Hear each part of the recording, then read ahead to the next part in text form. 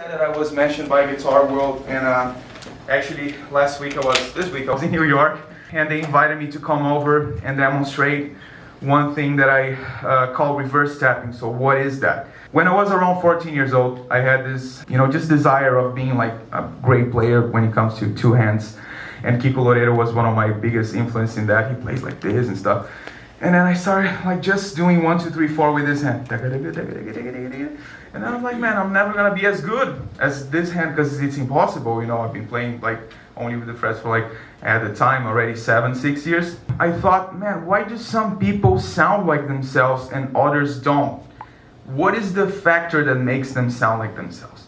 And I was like, man, it's all about connecting the notes. When they find a way to connect the notes the way that they want and they have in their heads, that when you sound like yourself. The little details make a player come up with their voice. This is just a small example. But then reverse tapping, I thought, man, whenever I'm doing tapping here, all the more elaborate phrasing, it's on this register, and I'm just do details. What if I invert that, and now all the high notes are here, and I'm adding the details with this hand? And then it opened a lot of new possibilities for me to do slides back and forth, and like, for example, inversions, of course, like stuff like that, that you can actually do with one hand, like you can do that with like, it's gonna sound different. So it's all about how I wanted to connect the notes. For example, you have licks like this.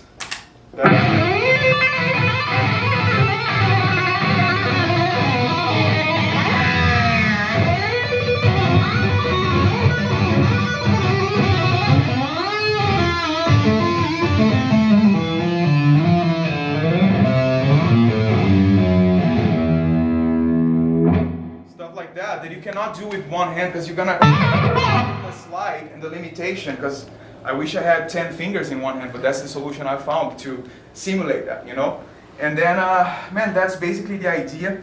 And I came up with a song named Reverse Strike recently that features a Megadeth drummer named Dirk Verberian. And it's not only for lead guitar playing as well, because in the beginning he was, but then my friend Adair, he's the producer of everything that I do, we were doing a song called Boulevard. And he was like, okay, but have you tried riffs with this? And it's like, no, not yet. Okay, let's do it. And then he helped me develop it like in rhythm playing as well. So now I'm gonna play Reverse Strike and you can hear some of it, all right?